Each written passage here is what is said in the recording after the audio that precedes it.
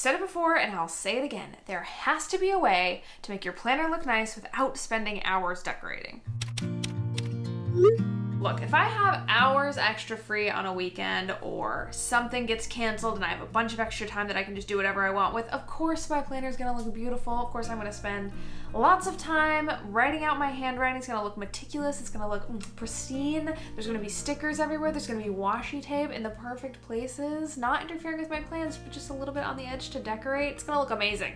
Okay, it's gonna look amazing. But realistically, I don't have that time. I don't think you have that time either. So that's why I'm making this video today, to talk about some general guidelines for decorating your planner to make it look consistent, look good every single time. Because our planners are with us when we're doing everything, right? We're running errands, we're picking up the kids, we're in the kitchen cooking, we're referencing notes that we wrote during class later when we need to study. We are always using our planners, and they're always going to be a lived-in document that we're moving things from page to page and spot to spot from. And if we want it to look good, if we want it to look consistent, we need to be following a couple easy rules that I have outlined for you in this video. By the way, if you're new here, hi, my name is Rachel. I do all sorts of planner and stationery stuff here on the YouTubes, and today we're going to be talking about how to make your planner look nice every single time without much effort. Let's head over to the flat lay. So tip number 1 is to choose a consistent color palette. The easiest thing you can do to have a good looking planner is to just pick a color palette. I think the most effective way to do this is to start with a pen and highlighter color. So we're going to be in my Hobonichi Cousin to demonstrate how this looks. So basically, having a pen and highlighter color that sort of go well together will enable you to do a lot of things like add headings, add emphasis, make things stand out, write your day-to-day text, all of that kind of stuff. So for example, what I have been carrying around lately is this Zig Brushables, which is actually two art pens I'm using as highlighter, so a dark gray and a light gray, and then a basic black pen, right? This is a high-tech C Coletto, but I also very often use a Uniball Jetstream or a Pentel Energel. So let's demonstrate this. This is a gray, like I said, gray, light gray, and then just black ink, right? Probably most of you are going to be using black ink no matter what your color palette is. But if you also wanted to stick with sort of a monochromatic color palette, you could bring in like a gray pen if you had a gray pen. This is the Sarasa, Zebra Sarasa Clip pens in, this is from their vintage color line. And this is just sort of like a gray, blue pen, right? And that also still matches with the sort of highlighter that I've chosen. So you can switch up your ink colors. I would definitely recommend at least having some kind of base writing utensil and some kind of highlighter that matches. So my favorite is obviously a monochromatic color palette. Monochromatic. But you can add anything to just a basic black pen, any sort of combination of colors to make it a little bit more like a complementary color set or another type of combination that looks good together. So say we want to use a black pen, but then we're more interested in like pastel colors. So we want to maybe bring in a couple of different pastels. So we bring in like a pink highlighter and like a baby blue highlighter, right? So this is a pastel sort of color palette we've got going on here.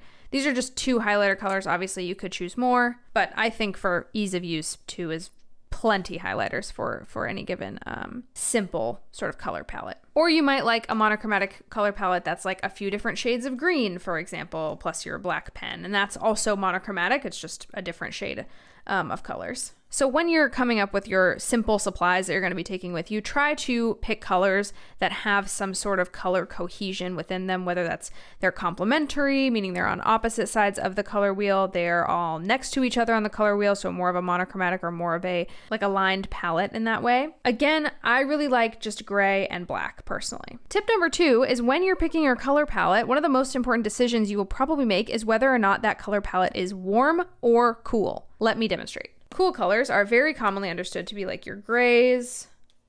A lot of blues are cool toned. Some greens are cool toned. That's kind of warmish, I guess, but lots of greens are cool toned. Purple. Basically every single color has a more cool version or a more warm version to it. But in general, you see the difference? Warm colors are going to be like these brighter yellows. Your browns, if you guys like a brown neutral, you probably want to stick within a warm color palette. Your reds. Of course, there are warm versions, like I said, of all colors. So like this, for example, is a warm version of a green. That's a very warm olive. This is a very warm sort of like goldeny yellow. I'll show you a demonstration of a cool versus warm palette in action. So this spread that I have in my Hobonichi Weeks is very cool toned. I'm actually using this very pen, the Zebra Sarasa Clip, in this spread. And I also have a lot of blues represented, especially in the stickers. And then this is sort of a nice sort of gray, seafoam greenish Tombow color that I'm using over here. So this is what a cool color palette looks like in action. Compared to a very warm color palette, you can see the basic pen that I'm using is still just a basic black pen. But from the headings to the stickers, to the washi tape, to the Tombows used, everything is sort of like warm and lifted. But it's super, super simple. It just looks really consistent because it all has that warmth. This looks super consistent because it all has that cool base. I think you also have to consider color palettes when it comes to like the stickers and supplies that you're going to use. So for example, a Coffee Monsters Co. sticker, the average Coffee Monsters Co. stickers, not all of her stickers, but the average one looks more at home with a cool color palette than it does with a warm color palette.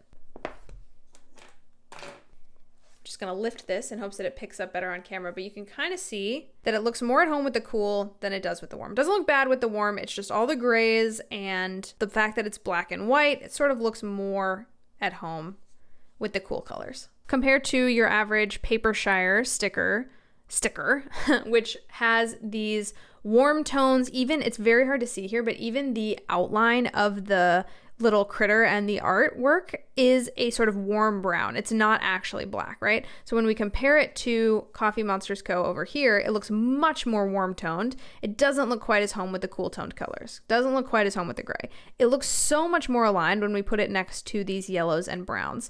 It's a little bit not right of a color match for like the red or the bright yellow, but this brown in the middle looks really good next to, and these two warm colors, it looks really, really good next to. So we're gonna stick it down there.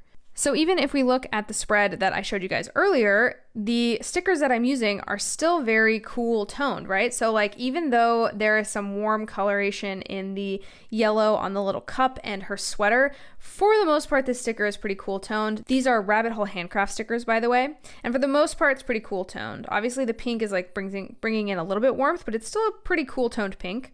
And same thing with the Coffee Monsters sticker over here as well. Whereas if we look back at the Papershire sticker spread that I used, everything from the outlining of all of these stickers to the pinks and the browns, it's all very warm, it's all very cozy feeling. Like I said, it's not actually black that she's using. So that was a very important distinction for me. It's not actually black that these are colored in with.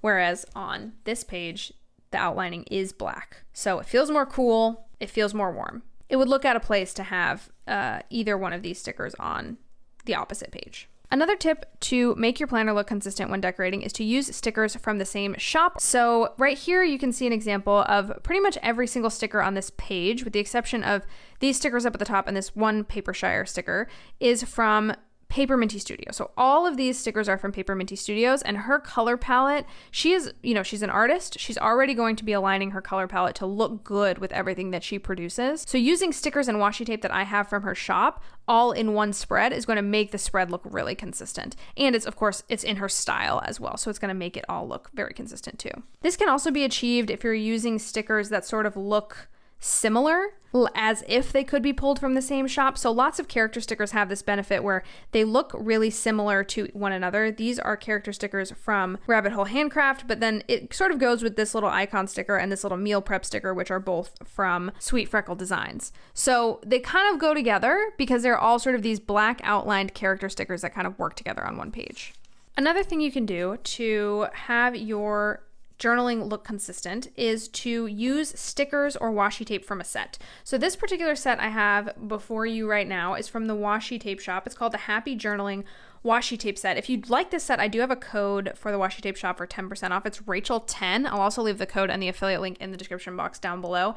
This is one of my favorite sets from them, and it is so consistent not only with the art style, but also with the color palette. So what does that mean? When we look at the color palette of this set, which you can see beautifully demonstrated here on my page, it's very gray, it's very cool toned. It does have some like gold in it, but the gold is kind of muted. It's kind of brought down. There's blacks. There's this sort of like washed out sort of texture on the back of some of the washi tapes. The paint stickers are gray and almost like a muted blue. It's very sort of consistent in and of itself.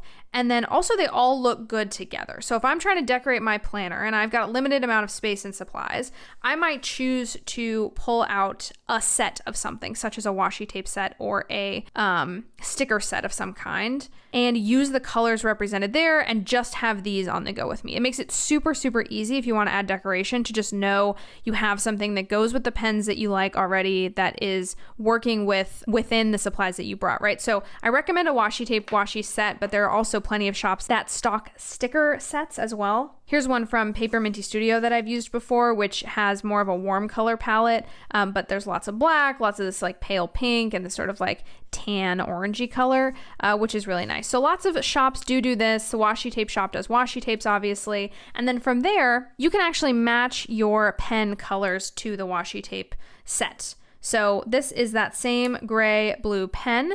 I think it looks really nice with this set. As you can see, it sort of pulls in the blues from down here. Similarly, a gray highlighter color would look really not bad next to these. Oh, especially, I don't know if you can see, but that looks really good together, I think.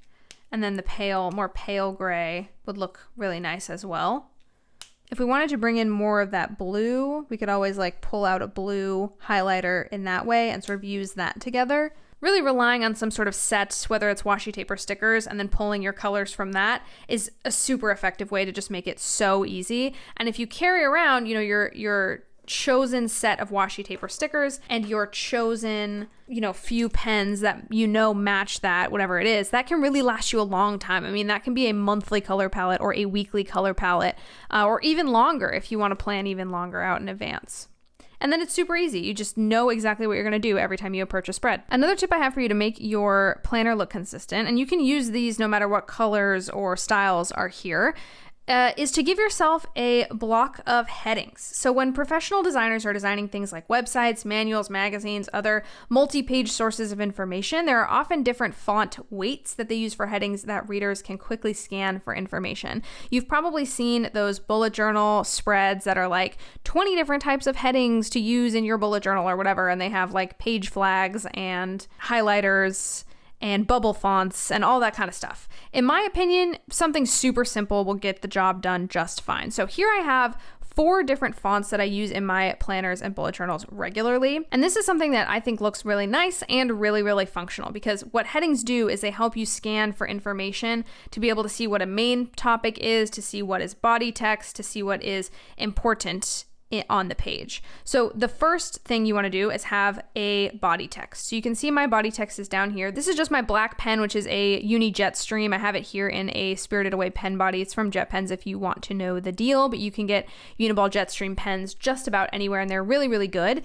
So this is the body text that I use in all my planners. This is in 0.4 size, I believe. And this is going to be my regular text. This is what I like to write in, what I want to be comfortable in, etc., etc. Then I have the headings, which I use very frequently. And my headings are created using a highlighter and some pen combination. So we'll start with the biggest one, is heading 1, right? This is for anything huge that really needs to stand out on the page. Anything out of the ordinary I like to use for heading 1s, or any sort of main font titles I like to use heading 1s. You can sort of see it in action here, where I have written out next decks. Basically, this is just a list of tarot decks that I want to buy, but you can see that it's in this big bubble letter font. Here I have it in cursive. It doesn't really matter to me. It's just sort of like a larger gray font. And that helps me scan in my planner to see what I need to see very quickly if it's important information that I want to take with me for the future. The next kind of heading I have is heading 2, and this is again, this sort of dark gray highlighter pen that I have, plus a Tombow Fudenosuke on top of it. And this just serves to add a bit of boldness that anchors my text on the page. I often use it like this. So I will have my dailies here, and I will highlight and then write the daily date on top of it. I'll also use just the Tombow for the same sort of headings that I want to stand out, but that are not necessarily dailies. So like you can see skin cycling and vegetable smoothie brainstorm, like those also use the Tombow. So anything sort of with this like thicker Tombow font it's not quite as thick as like a heading 1, but it is a heading 2, and it's often accompanied by a highlighter so it stands out on the page. Again, this is the way your brain organizes information. It's going to look at the biggest things first, then the second biggest, and then the third biggest, and so on and so forth. So another heading that I don't use very frequently, but I sometimes use, is this heading 3. So if I have a lot of text on a page where I'm just overusing heading 2 or heading 1, there's like too many sections and subsections in whatever notes I'm taking, I'll use heading 3. I don't have any good examples of it right now because, again, it doesn't get used super often in like my day-to-day planning, but if I'm taking notes, it for sure gets used. And that's just a slightly lighter gray plus regular ballpoint pen on top of that highlighter. And that just makes it pop in an otherwise uniform body of text what the next sort of step in the hierarchy of information is. So between heading 1, heading 2, heading 3, and body text, that's really all I need, and I can do it all with 3 pens. And this is like basically what I carry with me on a day-to-day basis because I can make my information look organized, and it's super, super easy.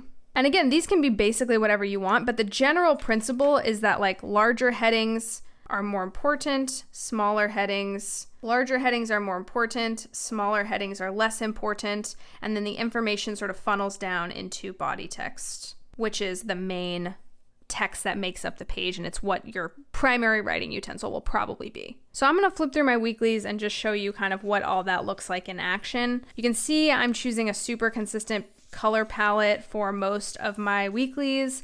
This is an example of me using one particular set of stickers for this whole week. These all come from a washi tape shop sticker set that I think is really cute. It's like a PET tape on their site. I'll leave it linked down below. But you can see I'm just using that gray, and I am using a unified sticker theme. Again, I'm still sticking with the gray. This is where things, like you can see, this week doesn't look as cohesive, right? Because I have a super warm toned sticker over here, and then I have the grays and these super like cool toned stickers here, and then I have this like random blue. So like this isn't really looking consistent. It's not the best, not following all my tips. This is a little bit better because you can see the stickers look similar to one another, even though they're different shops, different brands. It's all kind of cool toned. Yes, there's some pops of warm. This is quite a warm green, warm yellow. Her hair is obviously a warm yellow, but the overall sticker is cool enough. It's black outlined, that kind of thing, that it makes it look cohesive in the spread. Again, honestly, like the cool and warm tones here are kind of bugging me. The fact that this is so warm and it's so big. Yes, I have some other paper shire stickers here, and they kind of look pretty good with these two as it brings in the pink and the yellow. But I just feel like overall I could have chosen a different maybe highlighter color to make this look a little bit more cohesive. This one I think actually does look pretty cohesive. It's Paper Minty Studios stickers predominantly, and then there's a few other stickers that sort of have some warm colors in them to bring that out, and then a warm Tombow. This is Tombow 942 to sort of tie it all together, and I think this looks pretty cohesive. I think it works. It's not my favorite color palette, but I think it works. And then same thing here. Like I already said, I'm using these Paper Minty Studios stickers to sort of just give an automatic aesthetic to the page that works with the cool sort of gray Tombow and stuff like that. And you can see also on these pages, I'm using variants of my headings that I described to you. So work or other important things get this sort of Tombow treatment, like I was saying. It gets my like primary heading over here on the side. My sleep tracker and my tasks tracker gets that H2, that good heading with the Tombow and the Zig brushable highlighter pen that I'm using. So you can kind of see how they work together, and it helps my eye come back to this page and scan to see, okay, this is important information. Did I get all these things done? This is important information. What do I need to know what I did at work that day? This is less important information, right? It's a lighter sort of color, and it's just ballpoint pen on top of it. It's just really a note for me to know it is important because it is in that larger heading and that specific type of font that I've chosen, but it's not as critical. And then the rest of the text is just in regular pen, and it's not that intense. It's just the day-to-day operations. Okay, that's all I have for you guys today. Thank you guys so much for watching this video. You guys know the drill. If you have any other tips, tricks, suggestions, comments, leave them down in the comments down below, and we'll chat down there about your tips and my tips and all of our tips for making decor in your planner easy and efficient. If you want to stay on this wavelength, I do have another video over here right next to my beautiful face. you can click on that. You can click on that and keep hanging out with me, or head over to Instagram. I'm at Rachel in Theory over there, and I'll see you guys in the next one.